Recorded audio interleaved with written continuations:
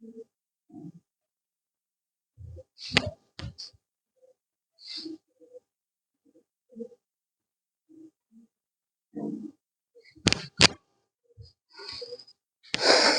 हिंद दोस्तों। छठी मैया आप सभी को कामयाबी जल्दी से दें, जीवन में आपकी अनंत खुशियां हों, आपका पूरा परिवार हमेशा खुश कुशल मंगल रहे, मैं माता रानी से ही प्रार्थना करता हूं। और सचमुच ना यह ऐसा एक पर्व है, मैं कल भी इसके बारे में बात किया था, एक्चुअली इसके बारे में बगैर बात किए मन मुझसे रहा नहीं जा रहा है। और पता नहीं क्यों, मतलब यह है ना, मतलब यह पर्व मुझे अत्यंत प्रिय है बहुत। मैं इलाहाबाद से हूँ, तो मुझे बड़ी प्रसन्नता होती है मेरे मन में। इस तरह से इनके गीत तो भाई मुझ पूछो ही मत, बहुत चलते रहते हैं। और माता रानी की कृपा भी है कि मैंने कल कुछ माता रानी से कहा था और उनकी कृपा रही कि मेरी वो बात पूरी हो गई। तो आज थोड़ा दोहरे खुशी के साथ हम लोग फेस्टिवल का वो मजा लेते हुए आज हम लोग पढ़ेंगे हड़प्पा घाटी सभ्यता के प्रमुख स्थल एवं उनका विस्तार। अच्छा, विस्तार के बारे में हम लोग पहले थोड़ा सा शॉर्ट में खत्म कर लेते हैं, फिर जो है इसके बारे में हम लोग देखेंगे। अच्छा, जो हड़प्पा घाटी का जो विस्तार है, बेसिकली हम लोगों ने इसके बारे में पढ़ा था कि इसको हम 3 भाग में डिवाइड किए थे, है ना, 3 भाग में डिवाइड किए थे और उसके कुछ शहरों के बारे में भी हम बताए थे। तो पूर्व हड़प्पा काल जो है, पूर्व हड़प्पा या आरंभिक हड़प्पा काल, उसका जो समय है ना, वो 3500 से 2600 ईसा पूर्व के मध्य माना गया है ना। और उसके बाद है परिपक्व हड़प्पा काल, है ना। इसका जो समय है 2600 से 1900 ईसा पूर्व माना गया है। अब हम लोग इसके बारे में बताए थे कि इस टाइम में ये सारा भी हम लोग चर्चा कर लेते हैं। पहले इसको हम डिसाइड कर लेते हैं। और लास्ट है उत्तर हड़प्पा काल। इसका जो समय काल है 1900 से 1300 ईसा पूर्व का जो समय है वो उत्तर हड़प्पा काल है। तो आप ये ध्यान दें जरा, हमने चर्चा किया था कि कुछ ऐसे स्थल हैं जिन्हें हम 3 भागों में, जैसे कि इनाम गांव दायमाबाद को मैंने बताया था कि प्रारंभिक स्थल पूर्व हड़प्पा स्थल है ये, है ना, जिनका कार्यकाल पर समय काल 3500 से 2600 ईसा पूर्व के मध्य माना गया है।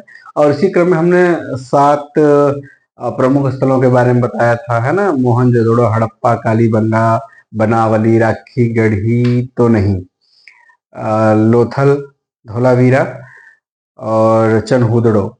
ये 6-7 स्थल हैं जिनको हमने परिपक्व स्थान रखा था। राखी गढ़ी को और सुतकांगेडोर को, है ना, ये सब जो है प्रमुख स्थल थे उत्तर हड़प्पा कालीन के, है ना। तीनों अवस्थाएं इसमें देखी जाती है, तो उसको हमने उत्तर हड़प्पा काल के अंतर्गत रख दिया था।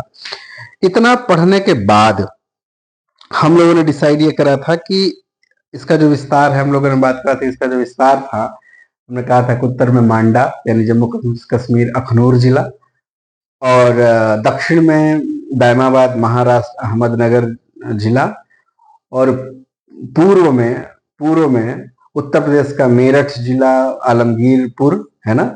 और पश्चिम में हमने बताया था सुतकांगेडोर, है ना, बलूचिस्तान सिंध प्रांत पाकिस्तान।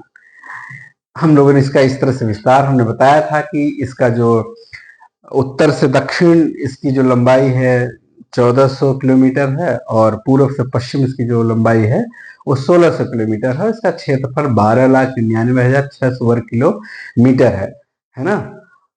और इसका आकार त्रिभुजाकार है। इतनी सारी बातें हम लोग विस्तार के रूप में अध्ययन किए थे। अभी हम लोग पढ़ेंगे जो हड़प्पा कालीन प्रमुख स्थल हैं उनके बारे में। तो सबसे पहले हम लोग क्या पढ़ेंगे, हड़प्पा का। हड़प्पा, अब हड़प्पा, ये भाई साहब जो है हड़प्पा, है ना, हड़प्पा जो स्थल है उनकी इसकी खोज किसने करा था।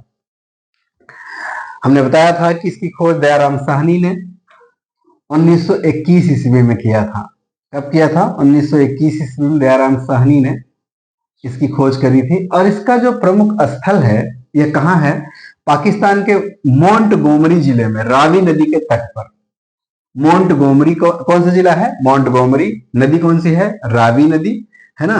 और यहाँ पे जो अवशेष पाए गए हैं, सबसे पहले यहाँ क्या देखा गया था? मैंने पढ़ाया था कि यहाँ पे एक मोहर पाई गई है जिसपे बैल यानी वृषभ, वृषभ यानी बैल, और उसके अंदर 6 अक्षर लिखे गए थे जो आज तक पढ़े नहीं गए हैं, है ना। ये हो गया। और दूसरा जो सबसे महत्वपूर्ण है, जो आज भी स्वास्तिक का चिन्ह हम लोग दीवार पर बनाते हैं, वो कहाँ से प्राप्त हुआ था? हड़प्पा में। हड़प्पा में स्वास्तिक का चिन्ह प्राप्त हुआ है, और एक अन्नागार प्राप्त हुआ है। अन्नागार, अन्नागार मतलब अन्न रखने का स्थान, अन्न रखने का स्थान। तो वो जो है ना, 3-3 कमरे के ऐसे क्रम बनाए गए हैं, 3 कमरे के क्रम ऐसे बनाए गए हैं, 3 कमरा, फिर ये गलियारा हो गया, 3 कमरा, 3 कमरा, 3 कमरा, इस तरह से 3-3 कमरे की एक पंक्तियां बनाई गई हैं, उसके बीच में गलियारा पड़ा हुआ है। बात समझ आ रही है? आ रही है, थैंक यू। कम से कम समझ तो रहे हो।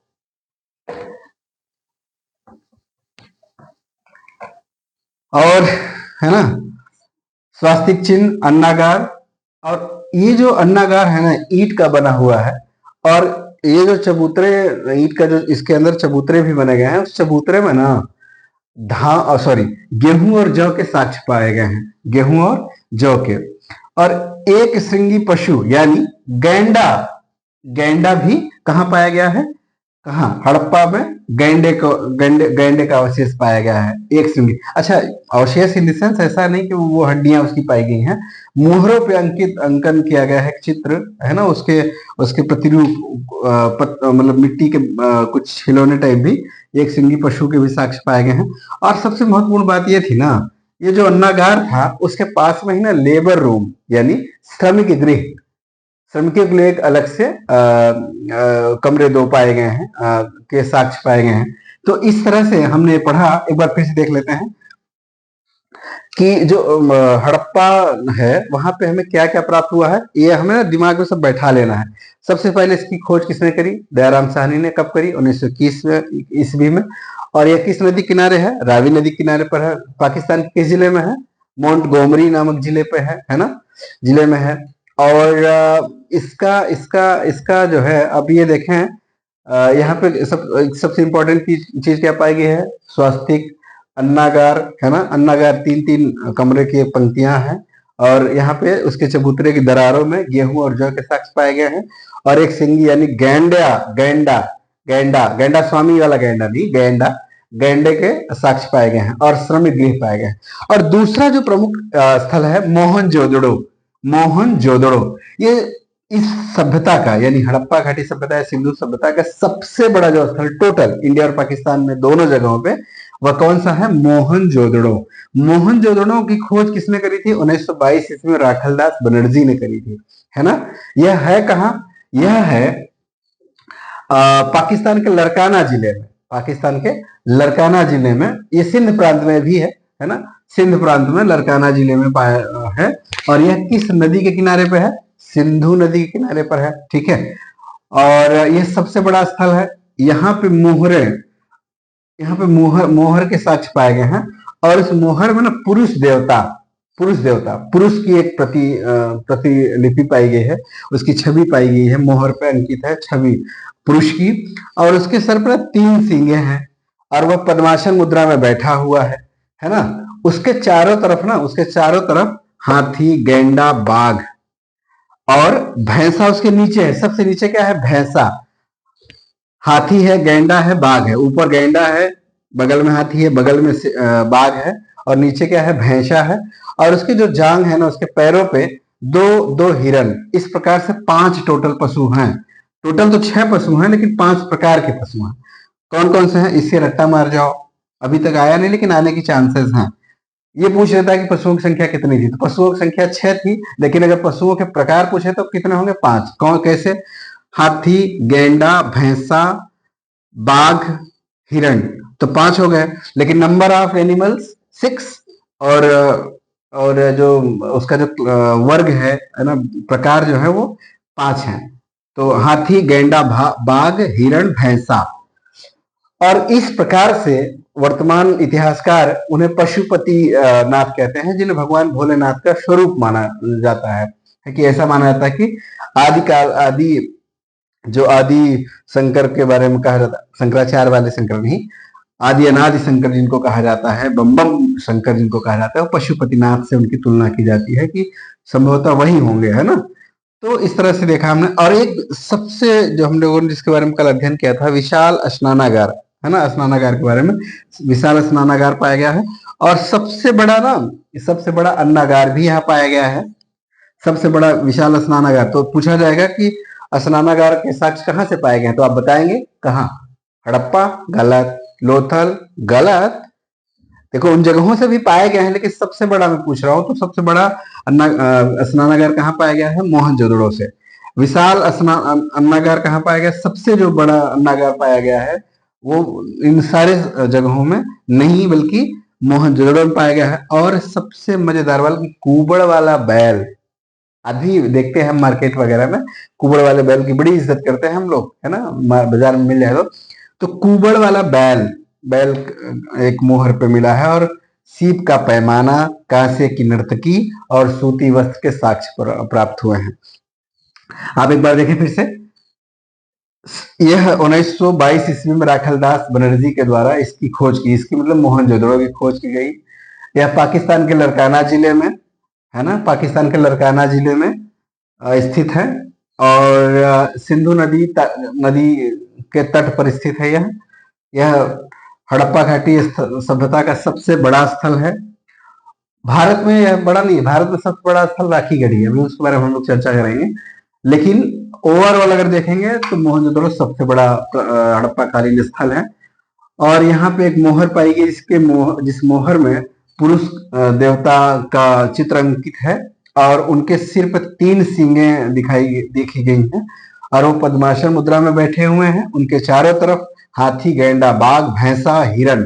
तो इनका अगर वृहद विस्तार से देखें तो हाथी, गैंडा, बाघ, इनके गैंडा ऊपर, हाथी लेफ्ट में, बाघ राइट में और भैंसा नीचे। और इनके पैरों पर 2 हिरन, है ना, अलग अलग, एक पैर पे हिरन, एक पैर पे हिरन, दोनों पैर पे एक एक हिरन, है ना। इन्हें पशुपति नाथ कहा गया है क्योंकि इनके आसपास बहुत सारे पशु हैं और भगवान भोलेनाथ से इनकी तुलना की गई है। यहाँ पे विशाल अन्नागार के अवशेष पाए गए हैं। और एक मोहर पाई गई है जिसमें कुबड़ वाले बैल का चित्र अंकित है। और सीप का पैमाना, कांसे की नर्तकी और सूती वस्त्र के साक्ष्य पाए गए हैं। इतनी बात हम लोगों ने अध्ययन किया। अब इसका आप लोग अगर क्लियर चित्र आ रहा है, इसका स्क्रीनशॉट ले लीजिए।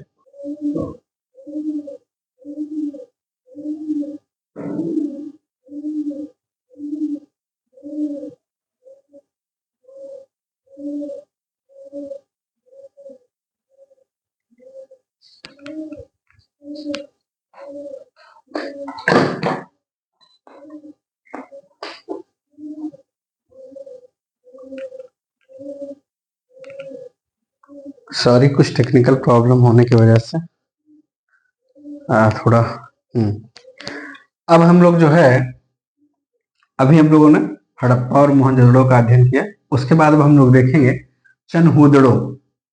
चनहुदड़ो यह पाकिस्तान में है। इसकी खोज 1931 ईस्वी में गोपाल मजुमदार ने किया। यह है कहाँ? यह सिंधु नदी घाटी के तट पर है और पाकिस्तान के सिंध प्रांत में अवस्थित है, ठीक है।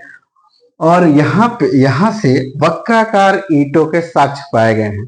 किस प्रकार? वक्राकार, वक्र मतलब घुमावदार, ऐसे ना, ऐसे घूमते हुए, टेढ़ा मेढ़ा, वक्राकार ईंटों के साक्ष्य पाए गए हैं। और यहाँ कांसे की बैलगाड़ी, कैसी बैलगाड़ी? कांसे की बैलगाड़ी, कांसे की बैलगाड़ी के साक्ष्य यहाँ प्राप्त हुए हैं।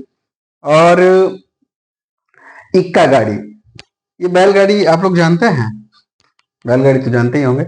इक्का गाड़ी वो बसंती वाला है ना, बसंती वाला। अरे शोले मूवी तो देखा ही होगा, नहीं देखा तो देख लेना।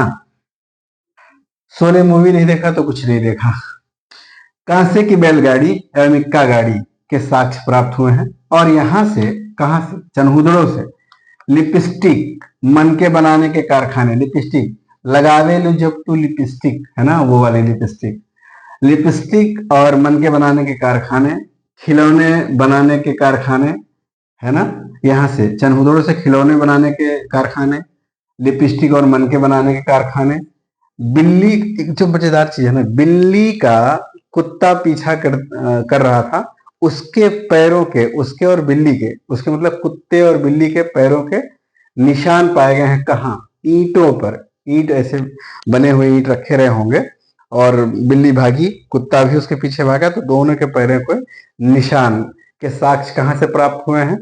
अच्छा, इसका इसका मतलब क्या हुआ? इसका मतलब ये हुआ कि उस टाइम में कुत्ते और बिल्ली शायद पालतू जानवर रहे होंगे, इसलिए आसपास ही रहे होंगे उनके, है ना। कुत्ते और बिल्ली के साक्ष्य पाए गए हैं। और यहीं पे चनहुदड़ो में ही झूकर और झांकर, झूकर झांकर संस्कृति के विकास एवं उद्भव के अवशेष पाए गए हैं, है ना। चनहुदड़ो में कितनी, एक बार फिर से देख लेते हैं। चनहुदड़ो की खोज 1931 ईस्वी में गोपाल मजुमदार ने किया।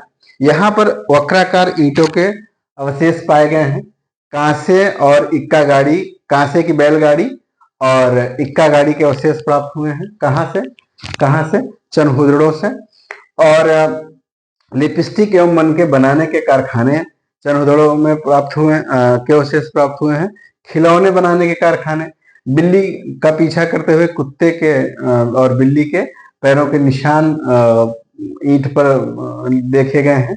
झूकर झांकर संस्कृति के अवशेष एवं उद्भव के अवशेष भी चनहुदड़ो में पाए गए हैं। अब दूसरा हम लोगों को आज जो पढ़ना है वह है राखी गढ़ी। राखी गढ़ी भारत का सबसे बड़ा हड़प्पाकालीन स्थल है। यहाँ यह जो है, इसकी खोज 1960 ईस्वी में भारतीय पुरातत्व सर्वेक्षण विभाग ने इसका सर्वेक्षण किया था 1960 ईस्वी में। किंतु 1997 से 99 के बीच में अमरेंद्र बाहुबली नहीं, अमरेंद्र नाथ, है ना। बाहुबली कटप्पा वाला बहुत याद कर रहे हो। अमरेंद्र नाथ बाहुबली नहीं, अमरेंद्र नाथ, खाली अमरेंद्र नाथ, है ना। 1997 से 99 के मध्य जो है अमरेंद्र नाथ ने इसकी खुदाई और खोजबीन करी। यह है कहाँ? यह हरियाणा के हिसार जिले में स्थित है। यहाँ पे पाए क्या गए हैं? 5 पुरातात्विक टीलों के अवशेष यहाँ पाए गए हैं, है ना। खुदाई करी गई और 5 टीले, है ना। टीले समझते हैं ना। टीला मतलब कि ऐसे एक, कैसे बताऊं कि टीला बताओ, जैसे गांव हो गया, मान लीजिए गांव हो गया, ये गांव है। ये यहाँ पे ना कुछ एक ऐसे जगह ऊंचे ऊंचे मिलेंगे, है ना। कुछ ऐसे अवशेष ऐसे, तो 5 ऐसे ये जगह हो गए, ये टीले हो गए, है ना। गांव के आसपास ही ऐसे, तो वहां पे उन टीलों में क्या, मिट्टी के बर्तन, खिलौने, इस तरह की मिट्टी के बहुत सारे अवशेष पाए जाते हैं। तो इन सब चीजों का होता है टीले। यह भारत का सबसे बड़ा स्थल मैंने बता ही दिया। और टीले हो गए, यह हिसार में है। इसकी खोज अमरेंद्र नाथ ने 1909 से 1997 टू 99 तक, है ना, करा।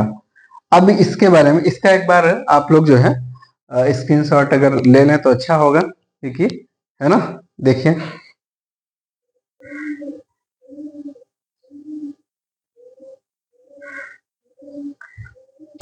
अब हम लोग देखेंगे कालीबंगा और रंगपुर। हम लोग सबसे पहले देखेंगे कालीबंगा जो है। कालीबंगा कहाँ है? राजस्थान में है। राजस्थान में कहाँ है? हनुमानगढ़ जिले में, हनुमानगढ़ जिले के घग्गर नदी, यह जो है घग्गर नदी के तट पर स्थित है। इसकी खोज जो है वीके थापर एवं ब्रजवासी लाल ने 1953 में किया था, है ना। कालीबंगा का अर्थ होता है काले रंग की चूड़ियां। यहाँ पे साक्ष्य क्या क्या प्राप्त हुए हैं? एक पल्ले वाला दरवाजा, है ना। एक पल्ले, जैसे कि आजकल भी देखे जा सकते हैं कि एक, पहले तो क्या होता था, कच्चे घरों में डबल पल्ले वाले दरवाजे होते थे। अभी जब पक्के मकान बन गए हैं तो फिर वहां पे एक पल्ले वाले दरवाजे के साक्ष्य प्राप्त हुए हैं। जुते हुए खेत, मतलब खेत है वो जुता हुआ है। अच्छा, एक चीज और है, उस जुते हुए खेत में ना 2 प्रकार की फसलें उगाई जाती थी। कितने प्रकार की? 2 प्रकार की फसलें।